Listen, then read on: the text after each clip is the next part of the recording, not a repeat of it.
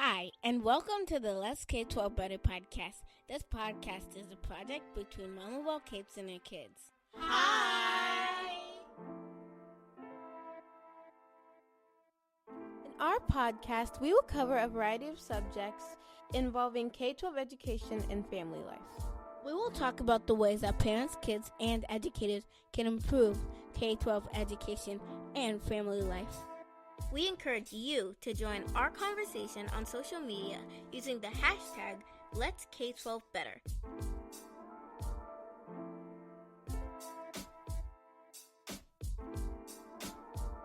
Let's jump into episode 26 of the Let's K12 Better podcast. Recently, we read a New York Times article, The Social Life of Trees. This really struck us because it dove into Dr. Suzanne Simard's research on forest trees and the way that they communicate and cooperate through subterranean networks of fungi. And because we are super nerds, we watched her 2016 TED Talk, How Trees Talk to Each Other. And then we obviously thought about how this connects with the ways that people use smartphones, tablets, and other devices like fungi, to communicate and share information with each other across our own mycorrhizal network, or the World Wide Web. Forests hold an immense amount of biodiversity. It was once believed that trees of different species competed with each other for resources. In fact, it's a popular thought to believe that when we compete, we gain the best possible outcome or produce the best and strongest version of product, person, and even tree. But when we think about competition, especially competition amongst people, our minds automatically shift to this idea that everyone is competing on the same terms and that the rules are equitable or fair. We're beginning to learn that this is not always necessarily true.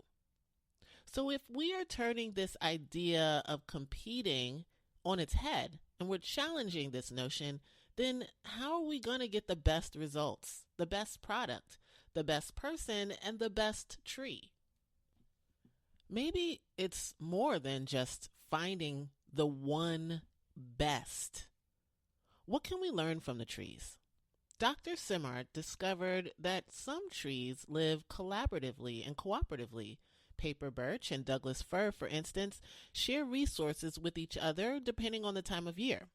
And it's not to say that they share resources equally amongst everyone and themselves and across species every single time. In fact, her research also discovered that mother trees, the biggest, oldest, most connected trees in the forest, actually recognize their kin, their children, and they share resources and made extra room and space for their kids to grow, but not at the expense of destroying the entire forest.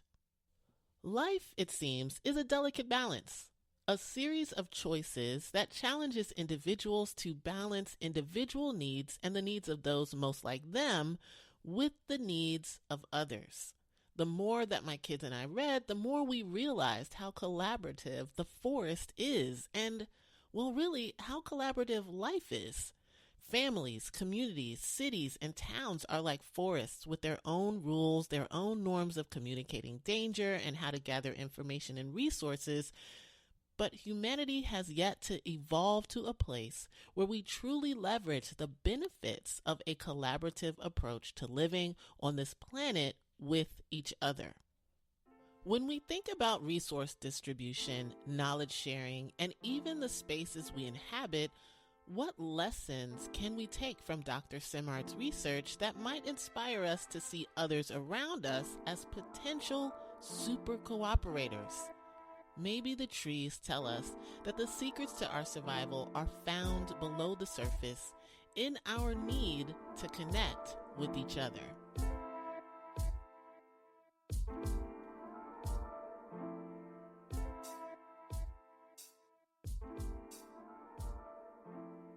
All right, so we're back at it again. We are going to have a discussion based on Dr. Suzanne Simard's work that was featured in the New York Times But we're not going to talk about trees. We're going to talk about what we learned from this work. All right, everybody ready? I'm ready, but I was here for the trees. Okay, I know you were here for the trees. All right, here we go. Remember when Dr. Simard discussed cedar, paper birch, and Douglas fir? What were your thoughts about this experiment? I thought it was like a really interesting experiment because not many people actually study forestry, so you don't really hear about it. And also, it's kind of cool how she discovered this new way of thinking about forests and how we just think about them as it's a tree and another tree. There's a variety of different species and trees in the forest. What do you think about the research that we read? And then we watched the TED Talk. So what are your initial reactions? What'd you learn?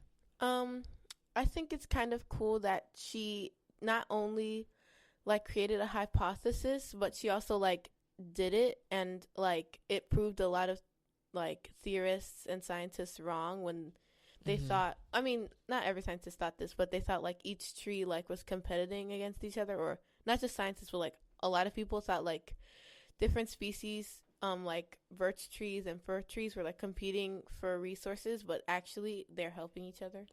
That's pretty awesome. Thank you. What about you? What are your initial reactions to the research? When they were talking about when she was talking about the mushrooms connecting to the trees and how the internet system works like that.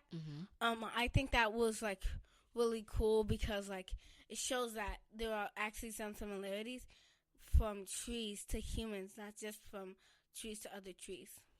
That's cool. We'll get more into that idea of similarities between trees and humans, but thank you for opening us up to that. Thank you. Welcome. Yeah. Okay, you said you wanted to add one more thing. Yeah, I thought it was also really cool that she was one of the first women in the forestry study, and that even though she was doubted by lots of people, she still continued to do her work and persevere. That's how it's got to be. If you're going to do something great, generally people are going to doubt you, so you got to keep pressing on. That's pretty amazing. Okay, so I got another question. I'm going to have you answer this. So we talked about, and I think your sister said this, right, that the trees were originally perceived to be competitive, right? And then she opened up this world to a collaborative, communicative experience between trees. So how do you find what I would say the Douglas fir to your paper birch, or vice versa, right? Meaning, how do you find that person who can be in a mutually helpful relationship with you? What are some things that can help you find that kind of person? You can meet new people, even though it's virtual. You can maybe meet new people, Zoom with them, hang out. And if it's if you feel a mutual respect of between amongst each other, then you kind of found your paper verse to your Douglas fir. But if it's not a very good relationship or a toxic relationship, you should probably try to find someone who is not as toxic, and find someone who's right for you, or your paper birch to your Douglas fir, vice versa. I love that. All great points there. And I like how you brought up if a person is toxic, what you can do. So thank you so much for that. Your sister let us know about a few strategies for finding the Douglas fir to your paper birch, or vice versa. I know you're looking at me oh my God, Mom, this is so ridiculous. But I want to know, what are some characteristics that you think will help you find the Douglas fir to your paper birch?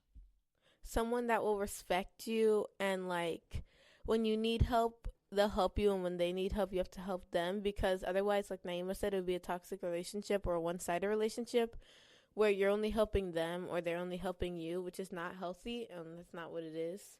So yeah, someone who respects you and likes you for who you are. I like that. Thank you. All right, so how do you find the person that what are you doing with your eyeballs? That is so gross. All right, I'm going to try. Click. Stop. Okay. Click. Stop. That's so disgusting. All right, not. stop. Everyone, on. Chill. That's Hey, hi. Okay, so how do you find the person that you can be in a mutually helpful relationship with? Some things that you get. What is wrong with you? Okay, let's try this again. Oh God! Wait. All right, so how do you find the person that, you can be in a mutually helpful relationship with? How do you find this person? Some things that you can do is like if it's just family member, maybe try to spend more time with them. Like find things that both of you enjoy, like a TV show, a game, and maybe another thing you can do is like if you're meeting someone, spend a lot of time with them. Like even if it's friends, family, or you're marrying someone, you should still have a healthy relationship. So you're saying that the more time that you spend with someone, the stronger your relationship goes? Yes. Okay. Or gets, not goes, but the stronger your relationship becomes. Yes. Okay. I love that. Thank you. Okay. So Dr. Simard talked about all of the languages that trees communicate with. And some of those languages are like carbon and nitrogen and hormones and defense systems, even water, right? She also talked about the mycorrhizal or that fungus root system and how that it gets into the trees and it connects with them and it helps them to connect with each other. And that these links are kind of like what? What are these links like? Internet. Oh, yeah. Okay. So it's like a network, or it is a network, and it's like the internet, right? So if we want to think of it that way. And if we're going to think of it like the internet, then if we're trees and we have an internet, then our phones are kind of like our mushrooms. Yeah. That's an adorable analogy. Because I came here for the trees. I try. Anyway, so let's get to the root, pun intended, root of our question. So what are some of the ways that human interactions, right, the ways that people engage with each other, how do they copy or emulate the ways that trees communicate with each other? Something that might be similar is like how people provide for their kids, and also trees provide to their saplings. How do what kind of trees, provide for their saplings? What does she call? Mother trees. Oh, that's cool. All right. Awesome. And what do they do? How do the mother trees provide for their saplings? What do they do? Some ways that they provide for their saplings is like they alert them when like there's danger. Okay. They also give them food. They give them food And water and carbon, because like we breathe oxygen, they kind of breathe carbon and filter out oxygen. So, and she also said something about how the trees pass on their knowledge when they die, and wisdom, so that they live on. So that knowledge passes on to the next generation. That's pretty cool. So what are other ways that tree communications emulate people? I can go. So trees also communicate with each other, like the thing you said about like mushrooms being like phones. It's kind of like the internet, so like they can talk to each other and like stuff like that. That's cool. Thank you for that. You're welcome. They can communicate when there's like danger heading their way, or like when How do people communicate? What are some things how do we communicate danger to each other? We call each other, text each other, and we get those like really loud Amber Alerts. They're like, Yeah, and those definitely help people to find missing people, which is really, really important. So we definitely have a system of communicating with each other when there's danger, right? Anything else? Also kind of like mushrooms are kind of like also are like news. Like mother trees like go to their fungus and then they spread it. And that's kind of like how news works. Or like, so like something going viral? Yeah, like you turn on the TV. Oh wow, it's the news on. And you might spread that information through text or like call somebody. Oh, did you see the news? No, I'm gonna check it out. Like something like that. That's kind of like how it works. I see. I appreciate that. Well, thank you. These are really great answers, you guys. Appreciate that. Thank you, Mom. Thank you. Dr. Simard talks about mother trees. And so you kind of just brought this up. Let's talk about the role of mother trees in the forest and what they do for their seedlings. And then let's also talk about, like, what can human parents, learn from trees? So I'll let you go first. A mother tree's role in the forest is to kind of nurture and protect not just their own children, like child trees, you could say, but every tree. They're kind of like the protectors of the forest. They're like, hence the name hub or mother tree. They're kind of like giving that motherly love to the tree so that they can become the next generation of mother trees for some other young seedlings. Future saplings. That's awesome. I appreciate that. Yeah, future. What about you? So like a way that mother trees like wait. You don't know the question. Say it loud. Be proud that you don't know the question. I don't know the question. All right. So let's try this again. What do mother trees do for their seedlings? Stuff that mother trees do for the seedlings is like they nurture They nurture their children and like other saplings. Like and like also they send communication like we discussed in like the last question. That's awesome. What else did you learn about mother trees? They provide food and water. So, okay, cool. But how about like genetic information? How about being like the keepers of all of the secrets for that generation of trees, right? Mother trees are really, really important. What happened when people cut mother trees down? What happened to the forest? There was actually a lot of other trees died just because of one tree, because they were counting on the mother trees to survive, and they were like, okay, so this mother tree is going to give me food, so I just have to keep waiting for the food. But they would keep waiting, and they got no food. Right. I remember we were watching the TED Talk, and it had images of like the deforestation, and when the mother trees were cut down, there was a specific image where there was just a patch of trees that were just all gone, dead. Yeah. So mother trees are pretty important to the survival of the species, right? What do they do? Do they, when their baby is growing, what do they do? What do their roots do so that they're not competing? They move over. They push over like some of the trees and make room for their children. They move their roots so that they're not competing with their own kids. And which that's also, pretty cool. Apparently, they a mother tree and its seedlings are the most interconnected through fungi and through the trees itself. They're the most interconnected throughout the forest. So the mycorrhizal system is super strong between the mother tree and her seedlings. Yeah, because the mycelium helps to travel more carbon, more water, more food through, because she's trying to grow up her children even more than she's trying to help the others. Which makes sense because it's her children. Yeah. You know. Okay, cool. So then I have a question. What can human parents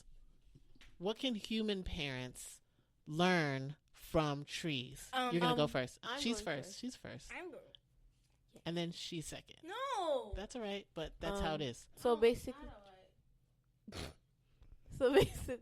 human parents. Let's try again. So human parents can learn to not only care for their own kids, but for other people's kids too. Because like this is not a really example that's related, but like say like some kid like is lost and you don't know them, like it's not your child, but you could still like ask them if they want to call their parents on your phone or something like that. Don't ask them to take them in your car, because then that's weird. But yeah, exactly. But like ask if they want to call their parents, like ask them if they need help or anything. You know what I'm saying? Like try to help them. So it takes a community. Yeah. Looking out for each other. Yes. Okay, cool. What about you? What can human parents learn from trees? They can learn that like they can like still help their kids and their family without like just having to help them. They can help everyone, and they can find ways to do that. So it's not just about my kid, making sure that my kid gets resources. It's making sure every kid. It's making sure we have enough so that everyone can get some resources. Yeah, to like the mother tree nurtures everyone instead of just not just her saplings. I mean, she does, she looks out for hers. She just shoves them to the side specifically for them. But then also everyone. make sure that the ecosystem of the entire forest remains intact. So you're not destroying someone else to make sure that your family and your kids are okay. Is that what you're saying? Yeah. I want to make sure that I got that right. Okay. Yeah. Cool. You didn't get to give us your answer, so what can human parents learn from other trees? Human parents can learn like how to communicate respectfully and effectively so that their kids or other people can actually understand what they're saying. So like mother trees, they connect with other mother trees to talk about what's going on. So like parents connecting with other parents to talk about what's going on and to share information with each other. Yes. Yeah. I think that a lot of parents try to do that, by like getting on Facebook groups, especially during this pandemic, right? Yeah. People were like, oh my God, I don't know what to do. Getting on Facebook and sharing. It's been really cool watching parents share information with each other in these Facebook groups and like online. So, you're right. Parents can connect with each other about ideas. They can also like, even though this is not specifically for like what mother trees do, but you can like, get a group of close like friends and family to like share, what they've been doing, like maybe some troubles they've been having to kind of like maybe get that off of your chest or find some help with it if you're stressed out. So leaning into the wisdom of other parents around you to see what they're doing. Yeah. Yeah, because none of us are alone. That's the one thing I really appreciate about this whole forest lesson that we've journey we've gone on. Like we're experiencing it all together. We are experiencing this all together. It's not one tree in the forest by themselves. Unless it's a victim of deforestation. All trees for themselves. Yeah, all trees for themselves. We wouldn't have a forest if it was then every tree for himself. Who nurtures the mother tree? Right, exactly. Like no, I'm saying who nurtures the mother tree? She's nurturing everyone.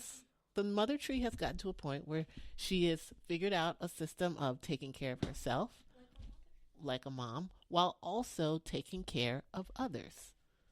And so by the time, like a human adult mom has gotten to the point where I can keep a small, medium, or large-sized human alive while also making sure that I take care of myself. And it's a process, right? We're all learning and growing, right?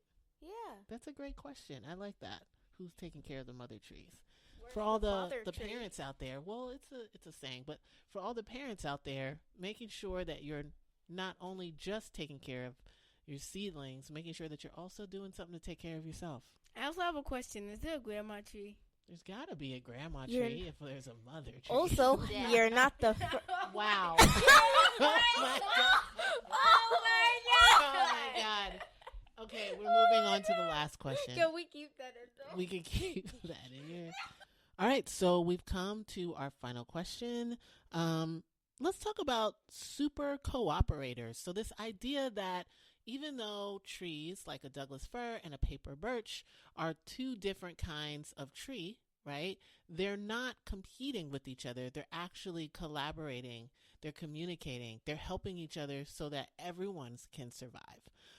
So my question for you guys with this final question is, how can parents raise super cooperators or people who, can cooperate even amongst differences so that everyone can live a fruitful life? Some things that a parent can do to raise super cooperators is like they can like not talk down to them, like not say, "Oh, what a little baby," like actually talk to them, like, but and like respectfully, where like they can actually like listen and not like zone out. So teaching or modeling proper communication with your own child. Mm-hmm. Okay. All right. Cool. How about you? What are some things parents can do to raise super cooperators? Making sure your child isn't selfish. Making sure your child isn't selfish and thinks about other people. What are ways that you can teach your child to not be selfish? I don't know. That's something for you to think about. Technically, yes, you are the parent, so I'm asking she's got you a point for there. ideas, though. I mean, I already know. I feel like you guys have got a I pretty feel decent like grip though on we that. should Answer that just question? leave this No, a wait, blank slate actually, and let the parents If you answer have more this. than one child, teaching them how to take turns and stuff, I guess, will help, like, to make make your kids not selfish, because they'd be like, everyone has to have a turn. So yeah. Okay, so teaching kids how to take a turn and step back and allow someone else to step forward. Exactly. And if you have an only child, I don't know how you're going to do that. So good luck. Okay, all Have right, them that's hang true. out with their cousins, Okay, yeah, hanging Take out with turns cousins. with them. Yeah, taking turns with your own child if you have an only child. or if you have like two children who don't want to engage with one of them. Wow, yes. Okay, so how do you think parents can raise super cooperators? First of all, don't assume. Second of all, they probably might not already have the communication and cooperative skills. So you just have to start at the beginning and give them communicative and cooperative skills. What are those? What are communicative skills? Like Respectfulness? making sure that when they when they're listening to someone, they're listening, and when they're talking to someone, making sure that like everyone is engaged, and making sure that everyone has an equal say, and some cooperative. I already meant cooperative. Wait, no, I said communicative. Cooperative skills are like, Garvey said, taking turns. Maybe with your only child. Maybe with like if you have an only child, maybe you could have them like not be on technology all the time, to have them learn like you can't be just doing one thing, and like you have to like try multiple things, and like learn multiple skills that might be have them like maybe take a course or something, or work with their friends. Okay, so you named a lot of different things. Some of those things were not being in isolation on technology by yourself. Also, other skills would be taking a class on how to communicate with other people, engaging with the people in your family. I like that one a lot. I love that one. And then also figuring out how to not be selfish, which is a process that many people have to take. I mean, I think it's a process that even adults have to learn how to experience, right? How do I not think of just myself all the time? Okay. I'm going to ask you, what are some cooperative skills? You know, you said not being selfish, but what are some other ways to teach cooperation? Teach them to be selfless. Honey, she asked me. Learning ways to speak to people respectfully. Did you just do that though? Yes, I said honey. Okay. What else? Also, what experiences? I mean, because what do y'all play? I play lots of Well, Minecraft. And what did we do before the pandemic? We played sports. lacrosse. Right, lacrosse. Y'all played lacrosse, but we and played we played sports. soccer sometimes. So what are those experiences? What do they provide you with? Teamwork and like working with. All right. So what do team experiences provide you? Teamwork, working with other people for a goal. Other stuff like, like athleticism and like speed and whatever, but also like you can also build relationships and stuff like that. When you're a super cooperator, right? What do you see another person as? An ally. An ally, right? What else do you see them as? Like team a member. friend or like A team member, a as friend, someone you can trust. Can I someone you can trust. add on to Garvey's previous point? Wait. We're talking about when you're a super cooperator, you're looking at other people as an ally, a team member, a Equal. friend, an equal person, right? What are you not seeing someone as when you're a super cooperator? What an enemy, right? A A lower, lower life someone form. of a lower like class or has lower standard. Right. So someone is lower standard or a lower class, so you're Because not looking at them everyone that way. deserves the same level of respect. So when you are a super cooperator and you're raising kids to be super cooperators, you're raising kids to see other people as, what are those words that you guys said? Equals. Equals, allies, friends, team members, all great words. Thank you guys so much for that. I appreciate Thank that. you, Mom. Thank you. Can You're I, awesome. welcome, I feel honey like we baby. should all be more like trees, huh? I need to add on to. Trees I can't eat came ice here cream. for the trees. You came here for the trees. Trees. Okay. We had a really great discussion. Hopefully people can be a little bit more like trees, or at least begin to think about, how can I be a super cooperator? How can I be more respectful? How can I communicate better with other people? Yep. How can I share resources and information with other people? How can I learn more about trees? How can I learn more about trees? Because trees are pretty awesome, On guys. the internet. Hey, and the internet is like our what? Mushroom, It's like our mycorrhizal system. or as we say in Minecraft, mycelium. Mycelium. Can we leave now? Okay, well, Probably in the car, like, hurry up and finish. okay, well. Anyway, thank you so very much for speaking Thank with me today you. about the ways that trees communicate and what we can learn from them.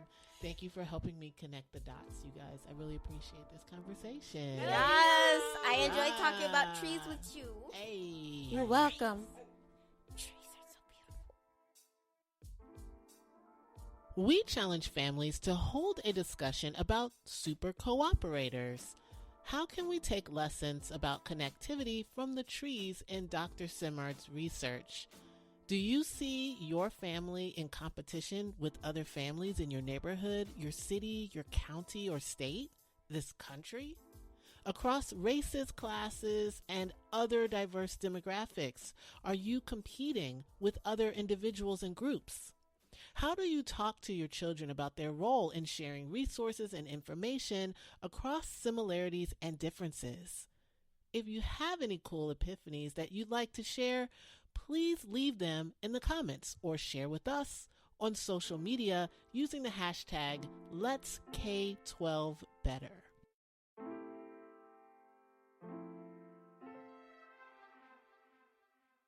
Each episode, we will share quotes that we find inspirational.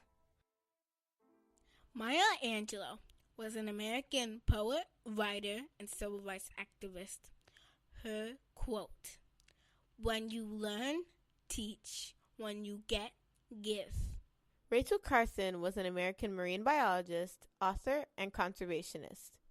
Her quote, "In nature, nothing exists alone." My quote is by George Washington Carver, who was an American agricultural scientist and inventor. My quote is, "Fear of something is at the root of hate for others, and hate within eventually destroys the hater." Miriam Miranda is a Honduran activist and leader of the Black Fraternal Organization of Honduras, advocating for human rights, environmental rights, and natural resources for indigenous people. Her quote, "I fight so that future generations will have the resources and assets they need to survive on a planet that's being destroyed every day."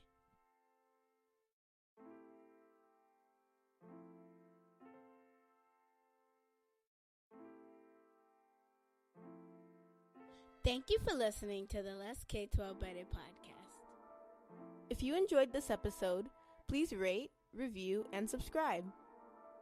We want to hear from you. Connect with us on social media at Let's K12 Better on all social media platforms, or connect with me on Twitter and Instagram at Mom of All Capes. We're on every podcasting platform, so if you enjoyed this episode, don't forget to rate and review our podcast. See you next time.